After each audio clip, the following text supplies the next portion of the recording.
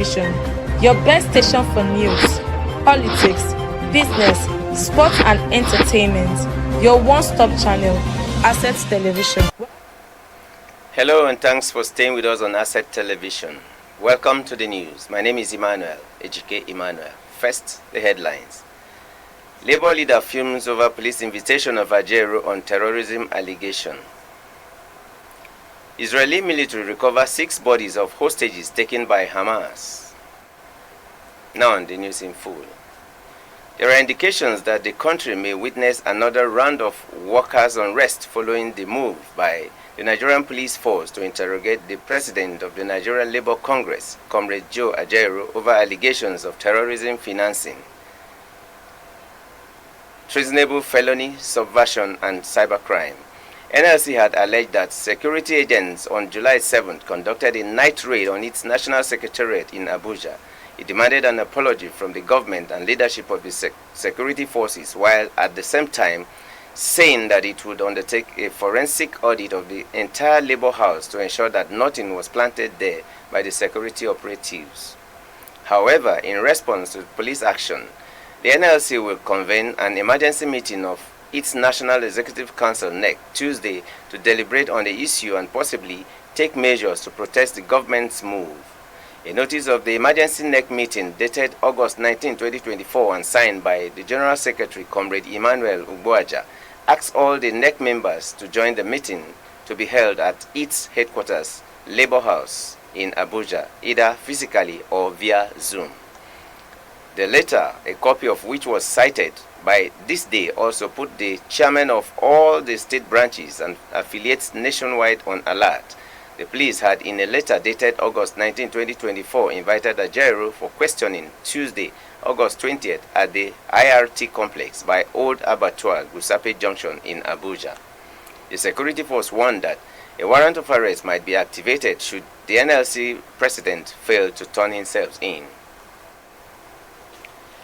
The leader of INRI, Evangelical Spiritual Church, Primate Elijah Ayodele, on Wednesday advised President Bola Tinubu to change the Nigerian flag, passport, and constitution for prosperity and unity in the country. Primate Ayodele said the aforementioned materials have spiritual implications on the country, adding that there is a need to change them if the country wants to move to the next level. In a statement by his media aide, Oluwatosin Osho, Ayodele explained that changing the flag, passport, and constitution would promote the country and it will have an exponential effect on the country positively. According to the primate, President Tinubu should change the Nigerian flag, constitution, and passport to promote unity and prosperity in the country. These national materials are dragging us down, but many may not understand it. The Nigerian National Petroleum Company Limited says it has not paid fuel subsidy to anybody in the last 9 years. Chief Financial Officer of the company, Alhaji Umar Ajia, made the clarifications on Monday in Abuja. Ajia said NNPC Limited was only taking care of premium motor spirit importation, shortfalls between the company and the Federation. According to him, credit lines are prevalent in the downstream business basis, based on the worldwide commercial system, adding that the company was in an open credit agreement with PMS suppliers in the past, with term lines agreement for payment. Also, Dakpo Shegun, the Executive Vice President Downstream NNPC Limited, said that establishing an open credit agreement with suppliers means volume of the credibility which the Nation Oil Company had built over a period of time. The federal government says it will begin crude oil sales in Naira to Dangote Refinery and others in October. This is according to a statement by the Director of Press and Public Relations, Federal Minister of Finance and Economic Planning, Mohammed Manga, in Abuja. Manga said the inaugural meeting of the Implementation Committee to fast-track the transaction was presided over by the Minister of Finance and Coordinating Minister of the Economy, Wale Edun. He said that the committee reviewed progress on key initiatives, including the upcoming commencement of Naira payments for crude oil sales to the Dangote Refinery starting from October 1st. According to him, key roles were outlined for stakeholders, including the Nigerian Midstream and Downstream Petroleum Regulatory Authority, the Central Bank of Nigeria. He said that The Nigerian Upstream Petroleum Regulatory Commission and the African Export-Import Bank were also assigned roles to ensure smooth implementation. Edun said that the transaction would mark a significant milestone in the country's economic transformation. He emphasized the need for transparency and directed the technical subcommittee to finalize details as well as prepare a report for the President, confirming that his directives were on track for implementation from September. Youths in Ibeno communities, Akwa Ibom State, have taken to the streets to protest the recent oil spillage in the area, demanding immediate cleanup and intervention from the International Oil Company, government, and international bodies. The protesters, led by the paramount ruler of Ibeno and youth leaders, His Royal Majesty Effiong Achianga, expressed dissatisfaction with the IOC's negligence towards the host communities, citing the devastating impact of the oil spillage on their livelihood. The protesters carried placards and banners chanting slogans such as "Clean up our environment now" and "We demand justice for Ibeno communities." About 27 coastal communities in the state were affected by a fresh oil spill, allegedly by a mobile producing Nigerian unlimited offshore facility. The spill occurred in the early hours of last Thursday. However, in the latest development, the people who took to the streets in protest said they were tired of the IOC's lack of concern for their well-being. They noted that the oil spillage had destroyed their farmlands, rivers, and forests, leaving them without a source of income or food. They demand immediate action from the IOC, government, and international bodies to address the environmental disaster. If you're just joining us, you are watching the news on Asset Television.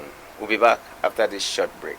Welcome to Asset Television, your best station for news, politics, business, sports and entertainment. Your one-stop channel, Asset Television. Welcome back.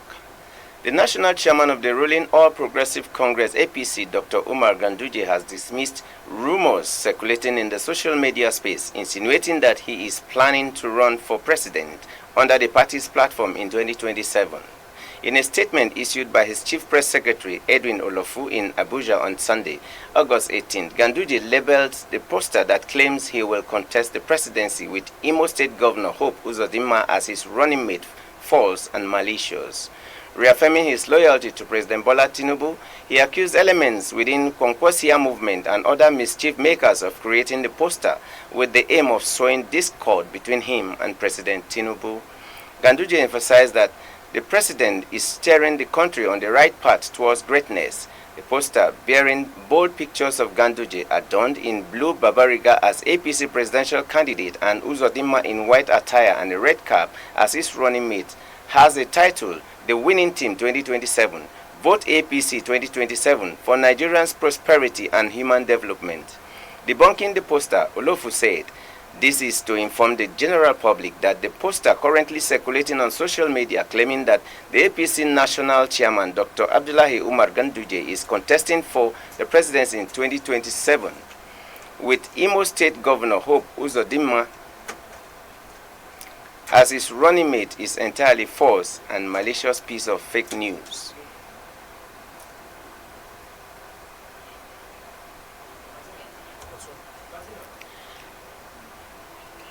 The transmission company of Nigeria, TCN, says it has commenced the implementation of the supervisory control and data acquisition SCADA system to enable real-time monitoring and control of power grid.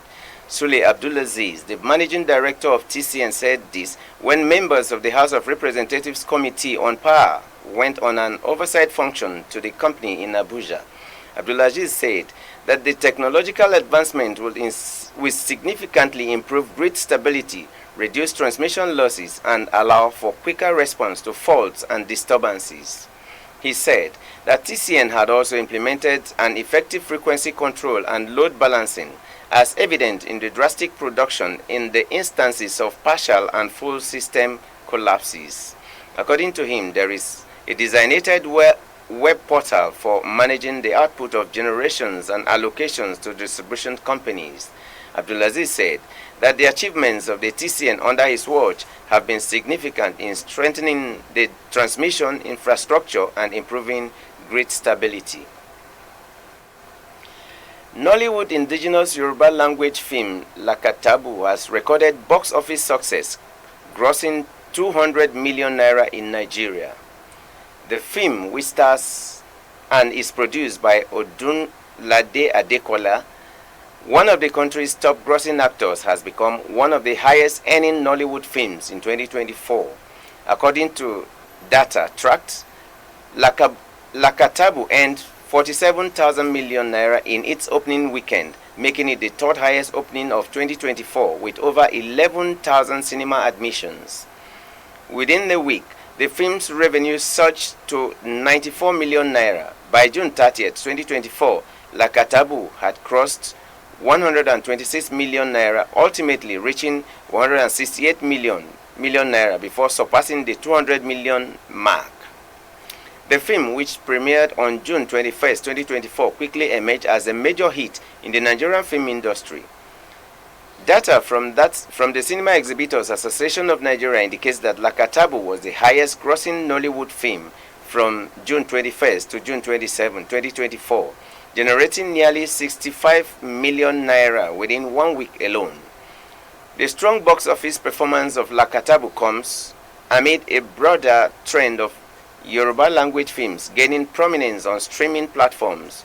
Films like Anikolakpo, Ijogbon, Jagun Jagun, and Ayinla have found success on platforms like Netflix, Amazon Prime, and Showmax, reflecting the growing international appeal.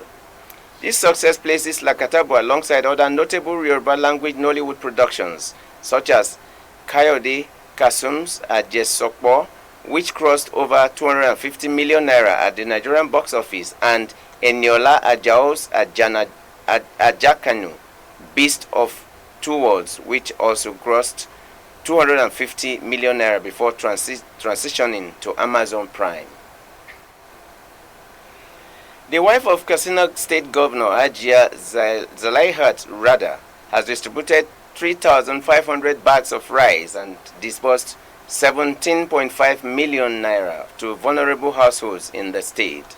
The distribution, which took place in Katsina, is part of activities to mark 2024 World Humanitarian Day.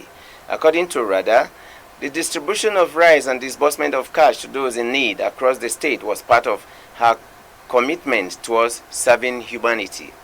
Some of the beneficiaries commended the governor's wife for the gesture, saying that it will go a long way in reducing their hardship. According to some of them, her actions remind them that every act of kindness, no matter how big or small, can make a significant difference in someone's life.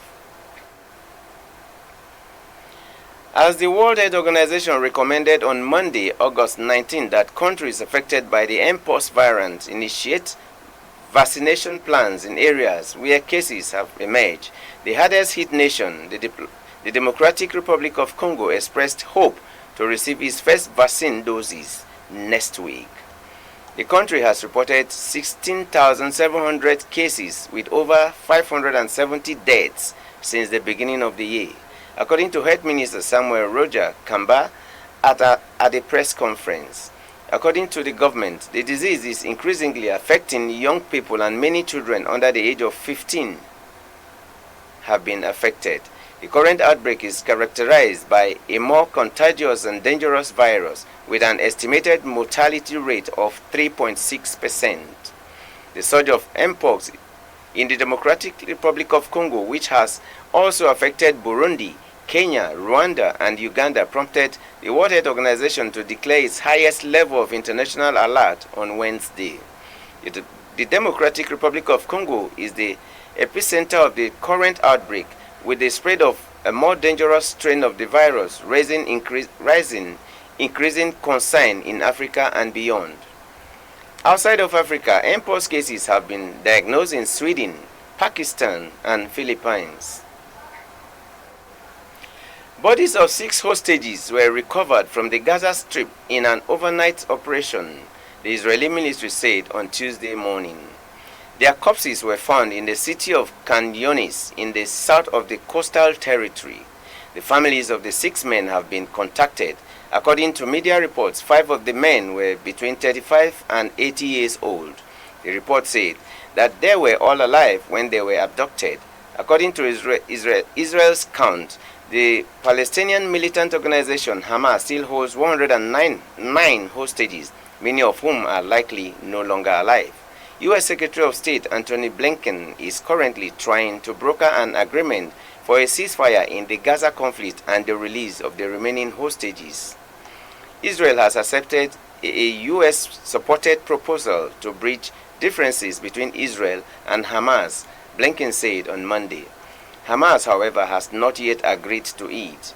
Hamas and other Palestinian militants abducted a total of 253 people from Israel into Gaza on October 7th. Some of them were freed through a prisoner exchange, and a few hostages were able to be rescued by Israeli army. The Israeli army, albeit, did that to the Palestinian civilian population during military operations, for which Israel has faced international criticisms. Patrick Nwaugu, the chairman and sponsor of the Abuja Unity Preseason Tournament, has said that the 2025 Unity Preseason Tournament will be hosted by Nasarawa State. Nwaugu, who made the disclosure in an interview with newsmen in Abuja on Tuesday, said that it will be held in Lafia Township Stadium. He said that the state government has given a nod on their request to host the next year's tournament. The tournament is an annual football event to prepare football clubs for the new season. He said that if the participating teams make good use of their experiences at the tournament, they will be able to perform well during the new season. According to him, most of the clubs use the preseason tournament to make adjustments and watch out for good players that can help them perform well as a team.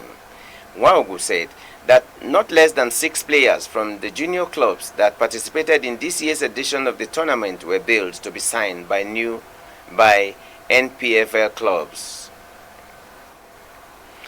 And that is the news. I am Emmanuel Ejike. Keep watching Asset Television for more interesting programs. Also, like and follow all our social media handles. Thank you. Welcome to Asset Television, your best station for news, politics, business, sports and entertainment. Your one-stop channel, Asset Television. Welcome to Asset Television, your best station for news, politics, business, sports and entertainment. Your one-stop channel, Asset Television. Welcome to Asset Television, your best station for news, politics, business, sports and entertainment. Your one-stop channel, Asset Television. Welcome to Asset Television, your best station for news, politics, business, sports and entertainment. Your one-stop channel, Asset Television. Welcome to Asset Television, your best station for